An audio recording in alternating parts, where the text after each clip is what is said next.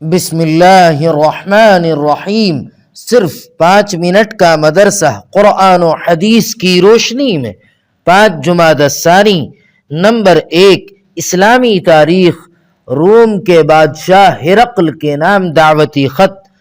رسول اللہ صلی اللہ علیہ وسلم نے حضرت دحیہ کلبی رضی اللہ تعالی عنہ کے ہاتھ روم کے بادشاہ ہرقل کے نام دعوتی خط بھیجا، جس کا مضمون یہ تھا: بسم اللہ الرحمن الرحیم۔ یہ خط اللہ کے رسول محمد صلی اللہ علیہ وسلم کی طرف سے روم کے بڑے بادشاہ ہرقل کے نام ہے۔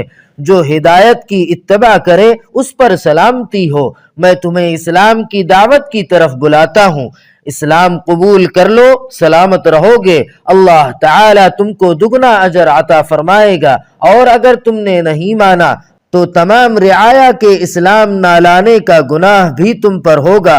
اے اہل کتاب، ایک ایسی بات کی طرف آؤ جو ہمارے اور تمہارے درمیان برابر ہے، وہ یہ کہ ہم اللہ کے علاوہ کسی کی عبادت نہ کریں، اور ہم میں سے کوئی اللہ کے علاوہ کسی کو رب اور معبود نہ بنائیں۔ اور اگر تم نہیں مانتے تو گواہ رہو کہ ہم اللہ کی تابع داری کرتے ہیں۔ شاہ ہرقل نے آپ صلی اللہ علیہ وسلم کے مبارک خط کو ادب و احترام کے ساتھ سونے کے قلمدان میں رکھا اور ابو سفیان کی زبانی حالات سن کر کہا: میں خوب جانتا ہوں کہ محمد صلی اللہ علیہ وسلم سچے نبی ہیں، لیکن اگر میں نے ایمان قبول کر لیا تو میری حکومت جاتی رہے گی اور روم کے لوگ مجھے قتل کر ڈالیں گے۔ نمبر 2، اللہ تعالیٰ کی قدرت۔ پہاڑوں میں پانی کا ذخیرہ۔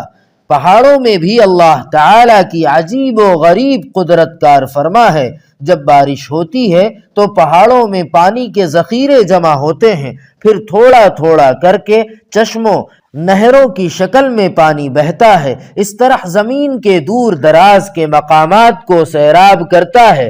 بعض پہاڑوں پر برف کی شکل میں پانی محفوظ ہو جاتا ہے، جو سورج کی گرمی سے بقدر ضرورت تھوڑا تھوڑا پگھل کر ندیوں، نالوں اور نہروں میں جا کر زمین وغیرہ کو سیراب کرتا ہے۔ اور کہیں کہیں پہاڑوں پر بڑے بڑے حوض بھی ہوتے ہیں جس میں پانی اسٹاک رہتا ہے۔ یہ اللہ کا کتنا بڑا نظام ہے۔ قرآن پاک میں اللہ تعالیٰ فرماتا ہے: زمین میں ماننے والوں اور یقین کرنے والوں کے لیے بہت سی نشانیاں ہیں۔ نمبر 3، ایک فرض کے بارے میں صلہ رحمی کرنا۔ قرآن پاک میں اللہ تعالیٰ فرماتا ہے: جو لوگ اللہ کے عہد کو توڑتے ہیں، اس کو مضبوط کر لینے کے بعد اور ان تعلقات کو توڑتے ہیں جن کے جوڑنے کا اللہ تعالیٰ نے حکم دیا ہے، اور زمین میں فساد مچاتے ہیں، یہی لوگ نقصان اٹھانے والے ہیں۔ فائدہ: رشتے، ناطے اور تعلقات کو برقرار رکھنا اور اس کو ختم نہ کرنا بہت ضروری ہے۔ نمبر 4، ایک سنت کے بارے میں جمعے کے لیے خاص لباس پہننا۔ حضرت عائشہ رضی اللہ تعالی عنہا بیان کرتی ہیں کہ رسول اللہ صلی اللہ علیہ وسلم کے پاس 2 کپڑے تھے جسے آپ صلی اللہ علیہ وسلم جمعے کے دن پہنتے تھے، پھر جب واپس تشریف لاتے تو اسے لپیٹ کر رکھ دیتے۔ نمبر 5، ایک اہم عمل کی فضیلت۔ شہید کون کون لوگ ہیں؟ رسول اللہ صلی اللہ علیہ وسلم نے فرمایا: 5 لوگ شہید ہیں: طاعون میں مرنے والا، پیٹ کی بیماری میں مرنے والا، ڈوب کر مرنے والا، دیوار وغیرہ کے گرنے سے مرنے والا، اور راہ خدا میں قتل ہونے والا۔ نمبر 6، ایک گناہ کے بارے میں شرابی کی سزا۔ رسول اللہ صلی اللہ علیہ وسلم نے فرمایا: جس نے شراب نوشی کی، اللہ تعالیٰ 40 رات تک اس سے خوش نہیں ہوگا۔ اگر وہ اسی حال میں مر گیا تو کفر کی حالت میں مرے گا، اور اگر توبہ کر لی تو اللہ تعالیٰ اس کی توبہ قبول فرمائے گا، اور اگر پھر شراب پی تو اللہ تعالیٰ اس کو دوزخیوں کا پیپ پلائے گا۔ نمبر 7، دنیا کے بارے میں دنیا سے بے رغبتی کا انعام۔ رسول اللہ صلی اللہ علیہ وسلم نے فرمایا، جو شخص دنیا میں رغبت کرے گا اور اس میں لمبی لمبی امیدیں باندھے گا، اللہ تعالیٰ اس کے دل کو دنیا میں رغبت کے حساب سے اندھا کرے گا، اور جو شخص دنیا سے بے رغبتی کرے گا اور اپنی امیدوں کو کم کرے گا، اللہ تعالیٰ اس کو بغیر سیکھے علم عطا کرے گا اور بغیر کسی کی رہنمائی کے ہدایت عطا فرمائے گا۔ نمبر 8، آخرت کے بارے میں ایمان والوں کا ٹھکانہ۔